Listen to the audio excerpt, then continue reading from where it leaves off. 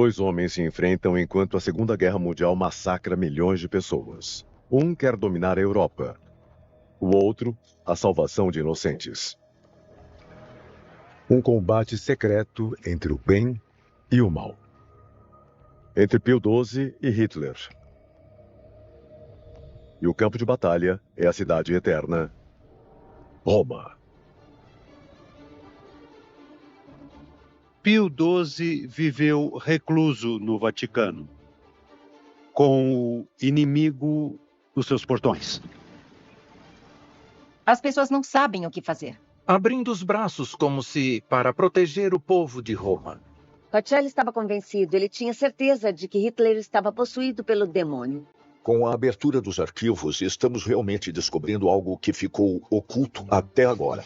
Então as pessoas que eram colaboradoras em nível local pensaram, como realmente trocamos favores com os ocupantes nazistas? Ficamos mais violentos. Entramos no programa de brutalidade e no programa de tortura da Gestapo. É preciso ter cuidado ao falar uma palavra de desaprovação sobre isto, porque a ordem vem diretamente de Hitler. Eles cometeram tantos outros atos perversos que mais um não os teria detido. E havia sempre aquela constante ameaça de represália e morte. E disse palavras atrozes contra os judeus, quase como se eles fossem insetos a serem esmagados. Não há dúvida alguma de que os padres estavam fazendo o que podiam. Os que recebiam essas pessoas perseguidas estavam colocando em risco suas próprias vidas e as da comunidade. Houve muita discussão sobre o que devíamos fazer sobre o Vaticano. Em certos pontos, o regime nazista estava pensando que podíamos simplesmente ocupar aquilo. O próprio cardeal Maglione está informando seus colegas que ele soube de fontes italianas que havia um plano para invadir a Itália. Não apenas a Itália, mas também o Vaticano.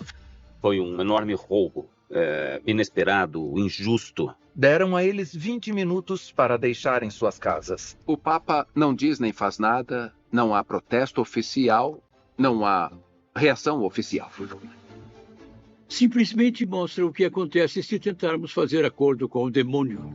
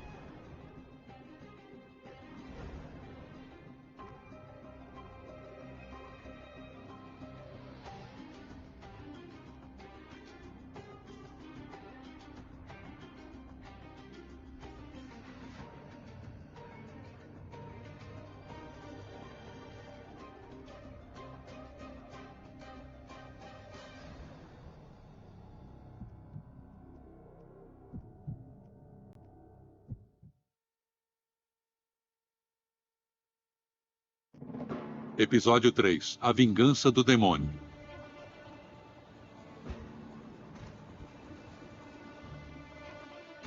1943 é um momento crucial na guerra.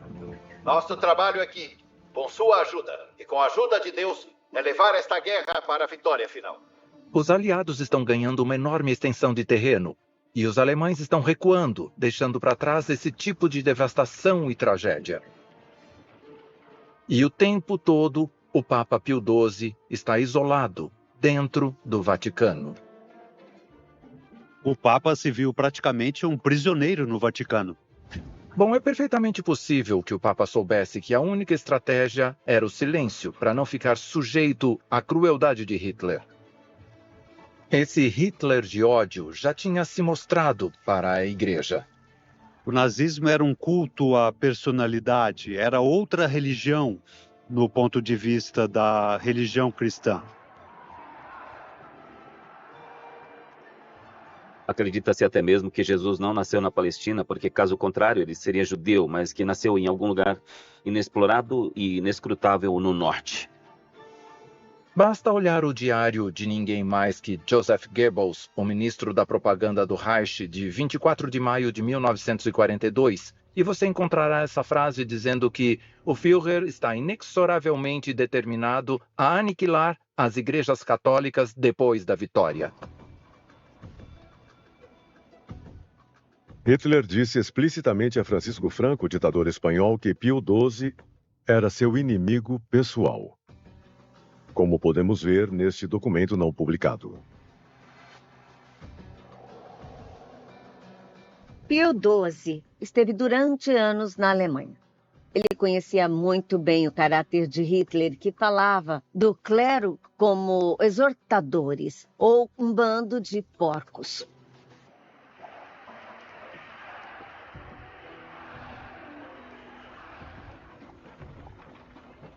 O que vemos aqui é o fascismo e o nazismo de mãos dadas, alimentando um clima real de ódio contra o Papa.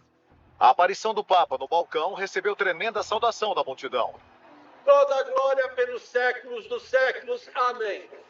Quando Pacelli foi eleito Papa, a imprensa alemã ficou muito descontente. No dia 3 de março de 1939, o jornal de Berlim Morgen Post deixa claro que esse não é o resultado que eles queriam.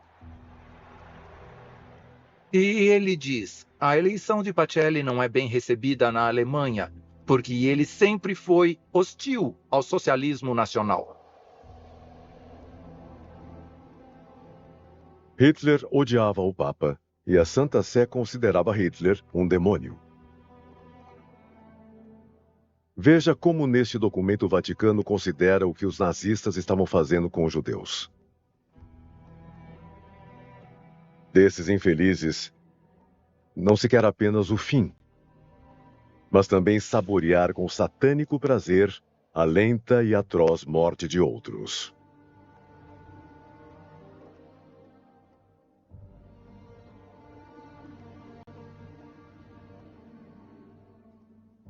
Pacelli estava convencido, tinha certeza de que Hitler estava possuído pelo demônio. O total desprezo pela vida humana, a crueldade com a aterrorizante solução final com os campos de concentração, as câmeras de gás, a indescritível violência que foi cometida, não temos dificuldade alguma em acreditar nessa raiz satânica, quer dizer, de uma maldade que não é só maldade em geral, mas de uma terrível e profunda maldade. Em 1943, a Itália estava exaurida pela guerra. Julho foi um mês crucial. No dia 10 de julho, os aliados desembarcaram na Sicília. As forças aliadas de invasão compreendem membros dos Estados Unidos, Canadá e do Reino Unido. E no dia 19, Roma sofreu um intenso bombardeio americano. Outra trama no alvo. Os italianos foram alertados por panfletos jogados de aviões noturnos que os americanos viriam em plena luz do dia. No dia 19 de julho de 1943, os aliados bombardearam Roma e houve um real massacre de civis. E isso deixa o Papa realmente impressionado. Violando todos os protocolos, ele vai para o distrito de San Lorenzo, o local do bombardeio. E há essa foto do momento que entrou para a história, a do Papa Pio XII abrindo seus braços, como se para proteger o povo de Roma, que estava todo em choque. Enquanto isso, Mussolini permanece escondido no seu palácio. As horas do seu regime estão contadas. Meu nome é Flávia Marcello, sou professora adjunta na Escola de Design e Arquitetura da Universidade de Swinburne e sou atualmente bolsista na British School em Roma. O bombardeio de Roma foi um momento muito importante quando as pessoas estavam realmente perdendo a fé em Mussolini como líder. Então, Mussolini é deposto e há uma imediata exultação nas ruas. Todos estavam felizes. Finalmente nos livramos de Mussolini, não estaremos mais em guerra.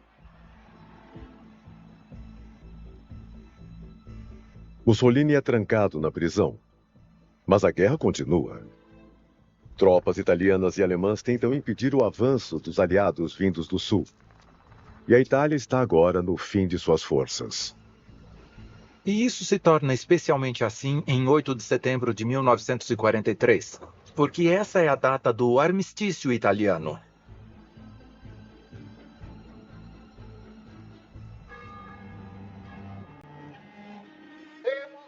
Mussolini. Uma boa esperança.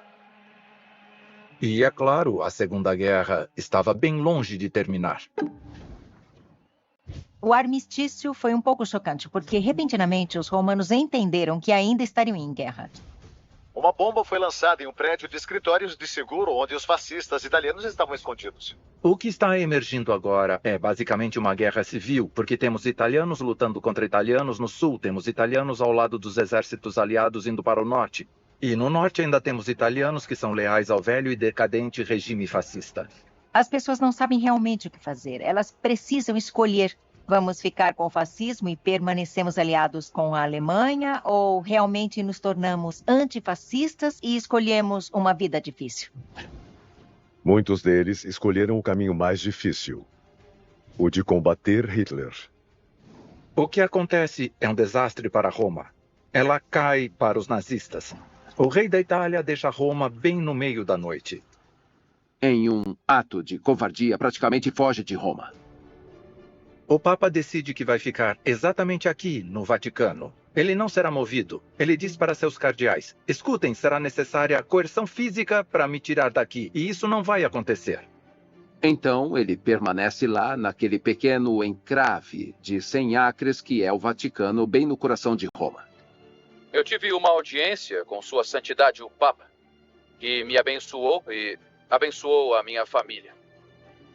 A presença física do Papa na cidade do Vaticano é importante, porque a cidade do Vaticano não tem sentido sem um Papa lá.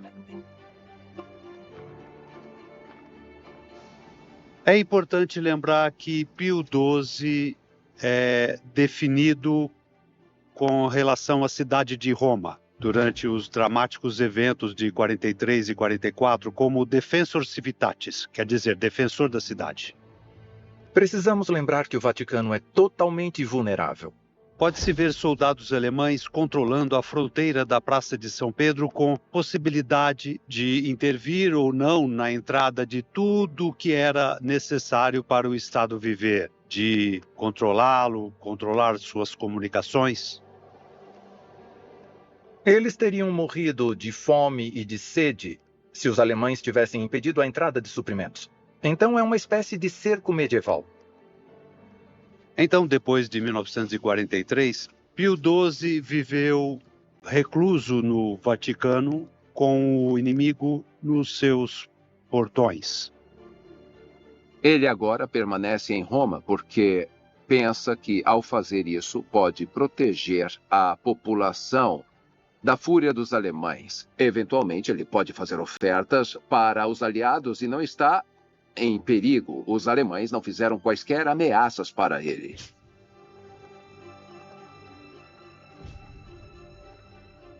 Mas a presença do Papa não foi realmente capaz de salvar os romanos da fome, do sofrimento, da morte e da perseguição durante aqueles 271 dias. Os nazistas e os italianos leais a Mussolini estabeleceram um cruel governo. Repressão brutal, violência, mortes brutais. Em outras palavras, é o governo do medo. Eu acho que foi um período muito obscuro para o povo italiano.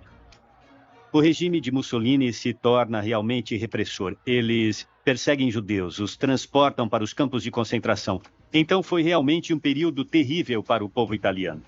Se as pessoas estão com medo, se estão com fome, será muito mais fácil ser uma força de ocupação. Eles sempre pegavam comida, suprimentos, cavalos, carros, e havia sempre a constante ameaça de represália e morte, se você não cooperasse. A violência nazista não poupou nem mesmo a igreja. Muitos padres participaram da resistência.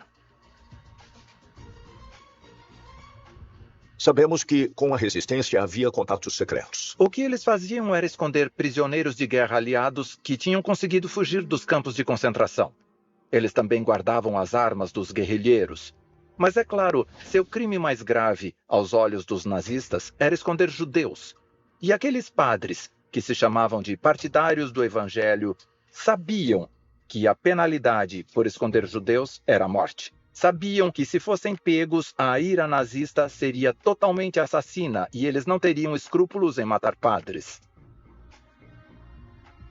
A atitude de Hitler se tornava cada vez mais forte contra Pio XII, quer dizer, ele entendia cada vez mais de que lado o Pio XII estava.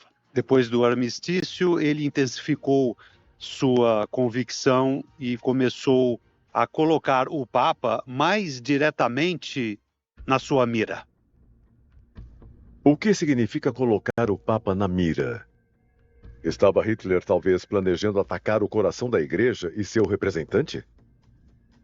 Houve muita discussão a respeito do que devíamos fazer sobre o Vaticano. E em certos momentos, o regime nazista pensava, bem, podíamos simplesmente ocupar aquilo. Sabíamos que havia um plano alemão de invadir o Vaticano e eles iam entrar e matar o Papa ou levá-lo prisioneiro.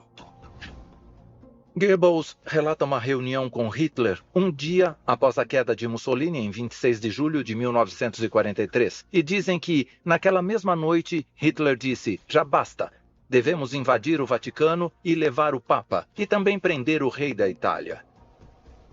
O projeto para deportar o Papa veio a ser conhecido como Plano Rabat-Fon. Em 1943, os rumores de um possível atentado contra Pio XII se tornaram mais intensos que nunca. Descobrimos, de fato, que o próprio cardeal Maglione estava informando seus colegas que ele soube de fontes italianas que havia um plano para invadir a Itália. Não apenas a Itália, também o Vaticano. Além disso, ele acrescenta que haveria também um plano de levar o Papa para Mônaco para tirá-lo do Vaticano e, vamos dizer, colocá-lo na cadeia, na prisão. Isso está claro no documento. Não temos tantas evidências do que exatamente pode ter sido planejado, mas foi supostamente uma ideia. Eles cometeram tantos outros atos de maldade que mais um não os teria detido, não teria. E acho que o Papa Pio estava bem ciente disso. É uma operação que, entre outras coisas, é confirmada pelos próprios protagonistas, em particular por Wolff, que, na verdade, era um oficial que foi convocado para ir à toca do lobo de Hitler para essa missão. Wolff era o governador militar e comandante supremo da SS na Itália e era responsável por reprimir a resistência italiana. Era leal a Hitler? Ele foi convocado por Hitler para ir ao seu quartel-general e recebeu instruções para implementar esse plano. E também foi instruído a não falar sobre isso com ninguém, exceto com Himmler. Então temos Karl Wolff, que é comandante da SS na Itália. É um plano para invadir o Vaticano, raptar o Papa, levá-lo para um castelo na Alemanha e esmagar toda a resistência. Uma coisa que precisamos lembrar sobre aquele período, quando as coisas deram errado para Hitler, é que ele aparecia com todos os tipos de planos para conseguir reverter a situação na guerra.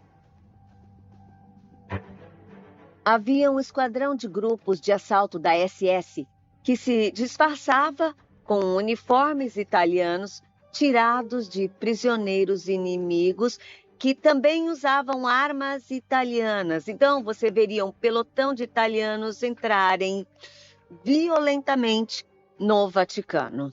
Esta operação era para ser apresentada como uma operação para basicamente salvá-lo dos riscos da guerra, mas, na realidade, era uma deportação. E outro aspecto peculiar é que alguém devia ser enviado ao Vaticano para pegar os tesouros do Vaticano relativos à Alemanha. E quais teriam sido as consequências para toda a guerra? A deportação do Papa não teria trazido nenhuma vantagem político-militar para a Alemanha. Pelo contrário, raptar o Papa significava guerra total com a Igreja. A pergunta é como o povo de Roma teria reagido a esse crime.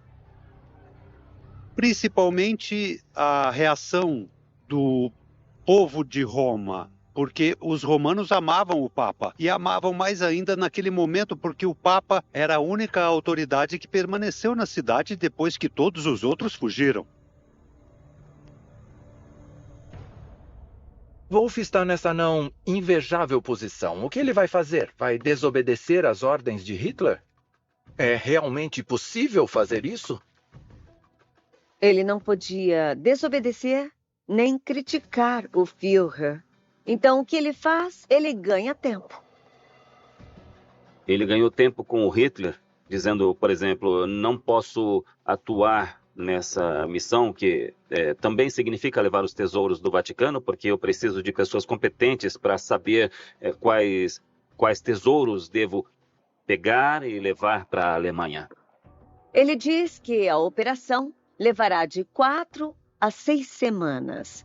E claramente o Hitler não ficou feliz. Então, com essa manobra, Wolff conseguiu chegar a dezembro sem que nada... De que existiam dificuldades logísticas demais ao executar esse referido plano. Hitler ainda se preocupava com a opinião pública internacional. E eu creio na base também. Não esqueçamos que ele era católico. Então, suprimir o Vaticano era uma coisa que ele sentiu que não podia fazer. O Vaticano era a sede de uma religião que abrangia mais de 1 bilhão de pessoas. Aqui estaria suprimindo algo que significasse muito pelo mundo. E acho que ele sabia que contrariar tantas pessoas assim no mundo, enquanto seu regime estava com dificuldades, não era realmente uma boa ideia. Hitler ter invadido esse evidentemente neutro e minúsculo país, ao mesmo tempo um dos mais poderosos estados do mundo, por que Hitler teria arriscado tanto?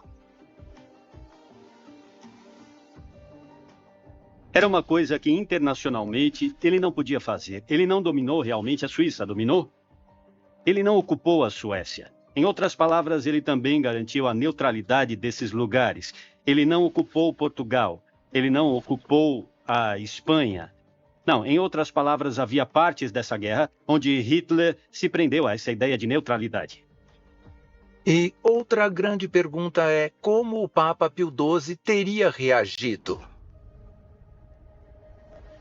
Pelo que sabemos, Pio XII disse que ele não se mudaria do Vaticano e muito menos se mudaria de Roma. Ele deu instruções. Tinha uma carta na sua escrivaninha na qual ele renunciava ao papado. Essa é minha carta de abdicação. Não está assinada, não está datada. Se este plano se concretizar, os alemães não terão o Papa Pio XII. Não terão nem o cardeal Pacelli. Eles terão o arcebispo Pacelli como seu prisioneiro. Os cardeais deviam sentir que estavam livres para se reunirem em outro país, um país neutro, e elegerem um novo Papa. Vocês irão para Portugal e lá realizarão um conclave e elegerão um novo Papa. Se os alemães chegassem e raptassem Pio XII, eles, na verdade, teriam um simples padre nas mãos, enquanto o novo Papa estaria seguro em outro lugar.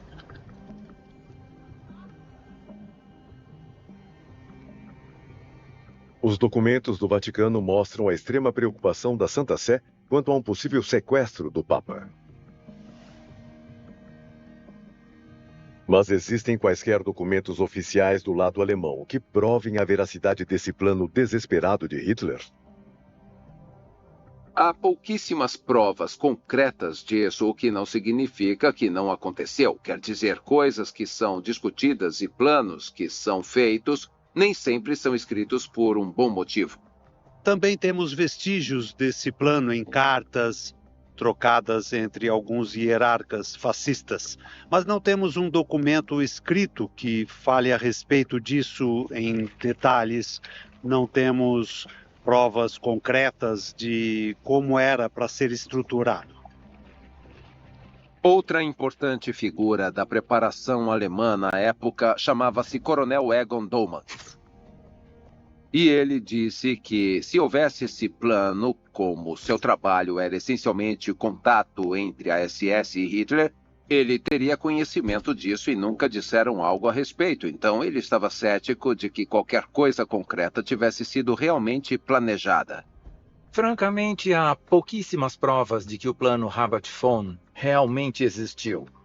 Karl Wolff era o general alemão a quem Hitler confiou a tarefa de raptar o Papa, e ele testemunhou sobre a veracidade do plano. Mas, sinceramente, o papel de Wolff é muito ambíguo. Ele era um personagem bastante complicado. E acho que frequentemente exagerava os fatos para entrar na história, sendo conhecido como um homem sensato, apesar do uniforme que usava.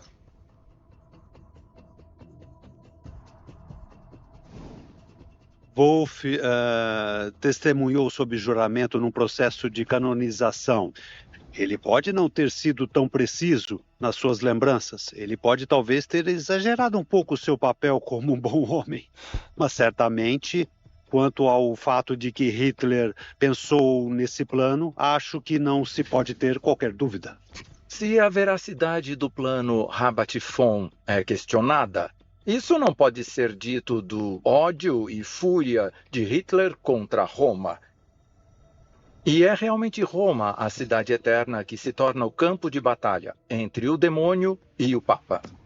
Como se combate o mal? Que armas o Papa tinha para enfrentar o nazismo? O que Pio XII faz? O núncio em Berlim, Orsenigo, consegue uma reunião privada com o Führer. E quando Orsenigo começa a falar sobre os judeus, Hitler fica de costas para ele e nervosamente bate os dedos contra a janela. E ele finalmente se volta para olhar Orsenigo. Depois pega um copo de água e furiosamente o joga no chão. E foi nesse ponto que o representante do Papa não teve opção a não ser sair. Temos um documento no qual o próprio núncio de Berlim amargamente tem que confessar o poder do nazismo. Ninguém pode enfrentar a ilimitada força material da assim chamada Gestapo. Depois de 1943, Pio XII viveu recluso no Vaticano, com o inimigo nos seus portões. Mesmo naquele período de perseguição a judeus, que os nazistas faziam com a ajuda de colaboradores fascistas. Então as pessoas que eram colaboradoras em nível local pensaram: como podemos trocar favores com os ocupantes nazistas, sendo mais cruéis, entrando nos programas de brutalidade e tortura da Gestapo? Então, nesse clima de violência, novamente vemos Pio XII não fazendo nada a não ser permanecer em silêncio. Porém, documentos provam o contrário. Por exemplo, neste documento não publicado de 1943, o Vaticano se interessa pelo destino de uma mulher judia, recomendando-a para um mosteiro. A atividade de ajudar judeus se intensificou. E as ordens do Papa são obedecidas. Ele diz para monastérios se abrirem para os judeus se esconderem. As catacumbas são abertas. Conventos que abrem sedes extraterritoriais do Vaticano, que abrem suas portas, as clausuras que são violadas para acomodar judeus. Há centenas e centenas de judeus, famílias, crianças, mulheres e homens dentro de instituições religiosas, basicamente salvando suas vidas. Porque se os alemães tivessem conhecimento do que ele estava fazendo, eles teriam entrado no Vaticano sem um instante de hesitação. Castel Gandolfo, a residência de verão do Papa, também é aberta para os perseguidos. A maioria das pessoas não sabe que 17 bebês judeus nasceram na cama do próprio Papa. Não apenas no seu quarto, mas na própria cama onde o Papa dormia. Existiam também contatos nos Apeninos trabalhando para dar digamos, salvo-conduto para Roma, para essas pessoas e escondê-las em monastérios ou casas. Sem dúvida alguma, os padres estavam fazendo o que podiam. Mas o que teria gerado mais impacto seria algo escrito, uma ordem formal, um documento formal. Nunca encontramos. Por que isso? Não há ordem alguma escrita através da qual Pio XII ordenava que os conventos abrissem suas portas para os judeus, principalmente porque os que recebiam essas pessoas perseguidas estavam colocando em risco suas próprias vidas e as da comunidade.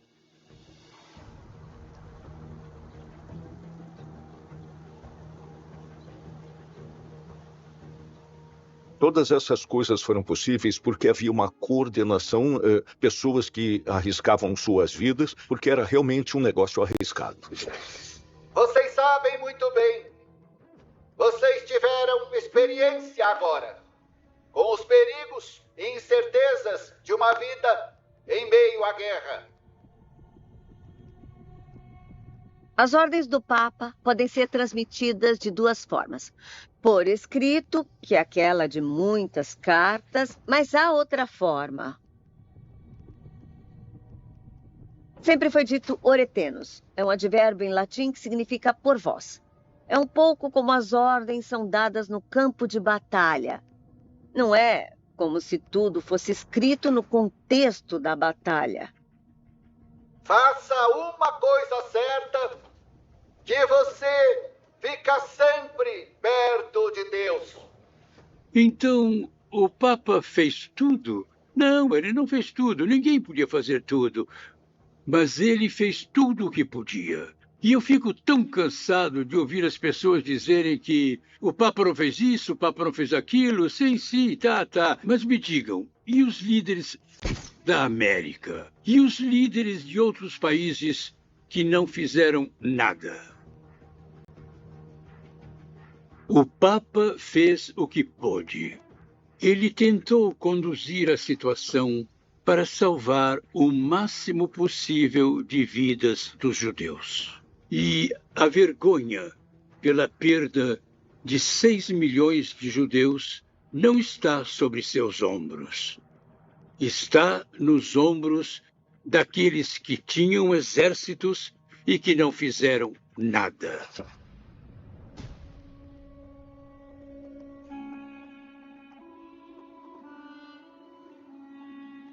Hitler não teve sucesso em sequestrar o Papa, mas tem uma terrível vingança em mente.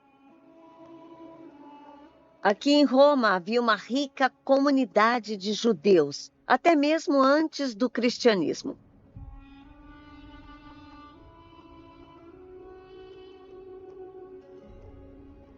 Na Itália não houve real perseguição a judeus. Nunca houve massacres ou esse ódio racial. Na verdade, foram as leis do Mussolini e as leis fascistas que geraram a separação. No final do século XIX, tivemos realmente uma noção de que os judeus tiveram um importante papel na comunidade de Roma. Em 1909, até tivemos um prefeito judeu em Roma, Ernesto Nathan. Então, a comunidade judaica estava realmente pensando, nos sentimos parte de todos. O Papa Romano, integrado em uma comunidade judaica, que é uma parte integrante de Roma. O verdadeiro romano vê o judeu como seu vizinho. E Pacelli, que tinha colegas judeus na escola que frequentava, absolutamente não era uma exceção. Em Nuremberg, os homens de Hitler estão em julgamento. Pela primeira vez, líderes de crimes de guerra são julgados pela Corte Internacional. Homens que planejaram conquistar o mundo e morte e escravidão de milhões estão agora sendo julgados conforme a lei. Em setembro de 1943, temos o famoso oficial da SS em Roma, chamado Kappler, e ele ordena o início do cerco aos judeus de Roma. Mas antes disso acontecer, ele decide negociar aquele acordo que é realmente mau. Diz para a comunidade judaica: salvarei suas vidas, eu as pouparei se vocês derem aos nazistas 50 quilos de ouro. Ele não vai deportá-los, não vai mandá-los embora se entregarem 50 quilos de ouro para ele. Foi uma coisa horrível, era chantagem, o pior tipo de covardia, extorsão. E é claro, a comunidade judaica teve que resolver o que ia fazer. Mas também pensavam, talvez se pagarmos isso, possa haver alguma esperança. O rabino-chefe, na verdade, não acha que esse seria o caso. O rabino diz: acho que todos nós deveríamos sair daqui. O presidente da Associação Judaica diz: não, estamos seguros, podemos ficar.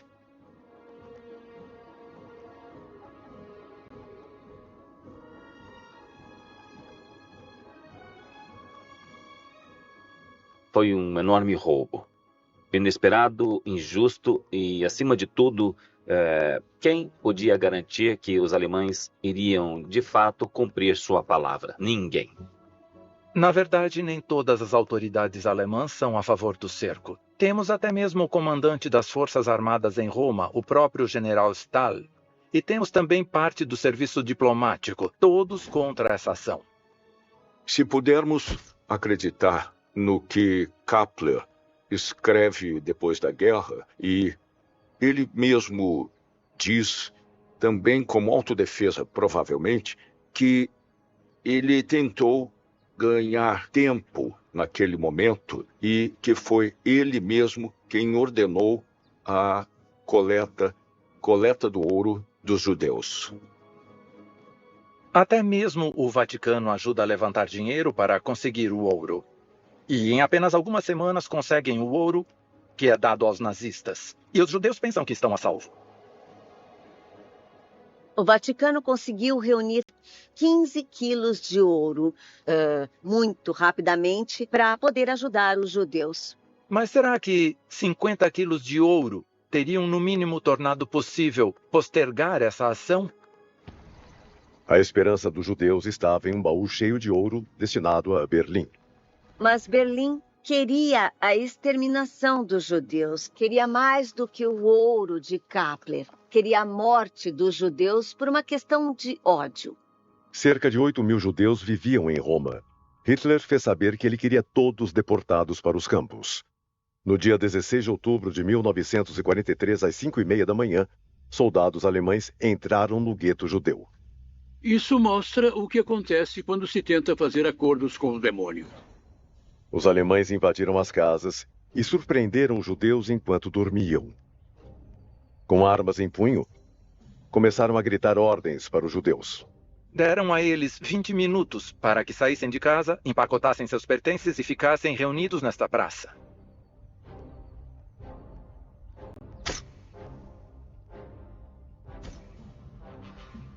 Pio XII foi avisado quando estava terminando a missa e imediatamente ordenou ao seu secretário de Estado, Maglione, que convocasse o embaixador alemão Weizsäcker. Esse disse que as diretivas conhecidas vinham do altíssimo escalão. Significa tomar cuidado ao falar uma palavra que significasse desaprovação, porque a ordem vem diretamente de Hitler. Bem, o que Maglione responde? E Maglione responde: não desejamos expressar nossa desaprovação. Entretanto, não queremos estar em uma posição de protestar. Caso nos encontremos na posição de protestar, confiaremos na providência para as consequências. Apenas a providência nunca será suficiente. O Papa sabe disso. Quando o cerco acontece, o Papa não diz ou faz nada. Não há protesto oficial. Não há reação oficial. Quando talvez fosse o momento para ele ter dito algo que poderia ter feito uma diferença. O que ele faz é estabelecer negociações clandestinas e tentar convencer os alemães a pararem com o cerco. O general Stahel, na verdade, foi contatado e, por temer um levante dos cidadãos de Roma, ele realmente consegue convencer o próprio Himmler a parar com o cerco. Foi um pouco mais de 1000, mas lembre-se que cada um é uma vida humana. Não podemos usar estatísticas. Deus conta cada um, porque Deus é apenas um. E cada vida humana é singularmente preciosa aos olhos de Deus. Infelizmente, essas vidas não puderam ser salvas porque eles já estavam mortos. Então perguntamos, o que aconteceu com aquele resgate? Bem, o baú contendo todo aquele ouro, 50 quilos de ouro, chegará a Berlim. Mas a penhora de sangue, se preferir, nunca será aberta e permanecerá abandonada no bunker. Apenas 16 judeus romanos conseguiram voltar dos campos de extermínio. Talvez o Papa tenha ajudado a interromper o cerco, mas não conseguiu salvar os deportados. Sabemos que guerras são compostas tanto de vitórias como de derrotas, e Pio XII também sabe muito bem disso. Mas há outro homem que sabe bem isso. Ele é um campeão de ciclismo, um homem chamado Gino Bartali. Ele é um ciclista muito amado na Itália. É um verdadeiro ídolo. Ele venceu 3 vezes o Giro de Itália e 2 vezes o Tour de France. Ele é uma importante figura do esporte. E também é católico. Durante a guerra, ele usa sua fama para realmente ajudar os judeus. Bartali era um fenômeno do esporte naquela época e fazia seu treino entre Florença e Assis. A vista da cidade não mostra só o estado de preservação dos prédios, mas também a região montanhosa que está além. Ele ficava levando documentos falsos, passaportes, documentos de identidade que eram falsos, é claro, mas eram feitos em Florença para pessoas que estavam escondidas em Assis. Houve um ponto em que ele foi parado e revistado. Expressamente pediu que não tocassem na bicicleta. Ele se justificou dizendo que as diferentes partes da bicicleta foram cuidadosamente calibradas para a velocidade máxima. Ele está entre os justos das nações e é, na verdade, reconhecido por Israel por salvar vidas de judeus.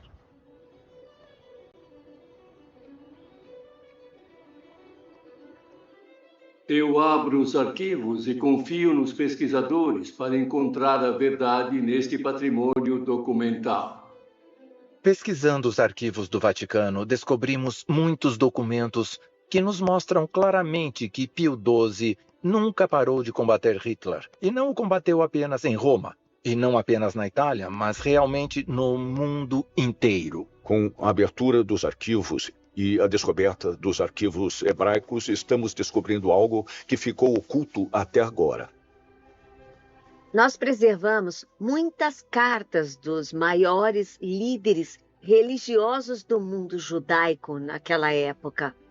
Esses mais importantes representantes da comunidade judaica de todo o mundo escreveram para Pio XII, primeiro para agradecer o que ele já tinha feito pelos judeus e pedir para salvar os judeus e tirá-los dos campos. O que também está emergindo desses documentos é o crescente relacionamento entre a Igreja, o Vaticano e as autoridades judaicas. Isso é fascinante. Eles não pediam reclamações, não pediam discursos abertos denunciando o nazismo, não. A atividade do Papa e do Vaticano é seriamente frenética e não conhece limites. Cada canal diplomático está aberto para tentar salvar o máximo possível de judeus. Sempre que era possível ajudar pessoas e também salvar vidas, isso era feito.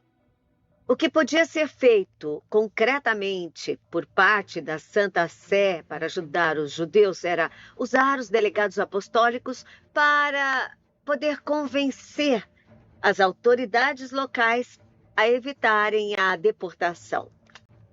Vemos uma rede existente que podemos dividir em 2 partes. Uma na Itália, mais local, e as outras estão, é claro, por todo o globo. Então precisamos perguntar como essa grande rede internacional de ajuda poderia funcionar. Como funcionava? Ela funcionava, é claro, através dos núncios que são representantes do Papa naqueles países e que foram solicitados pelo Papa a fazerem tudo o que podiam para ajudar alguém sempre que possível. Tudo, então, dependia da habilidade do delegado apostólico em ser convincente, mas também da consciência da outra parte, quer dizer, da autoridade que recebia o pedido, a súplica por parte da igreja. Por exemplo, o regente Orti, da Hungria, era um católico fervoroso e muito atento para seguir as instruções do Papa. Com esse documento, podemos ver que Pio XII interveio com Orti, que prometeu fazer tudo o que fosse possível. A Nunciatura Apostólica de Budapeste está tratando ativamente com a Hungria não ariana. O regente Orti respondeu, assegurando que fará tudo o que for possível para atender às exigências dos princípios humanitários e cristãos. Princípios humanitários e cristãos que essa terrível guerra realmente afundou.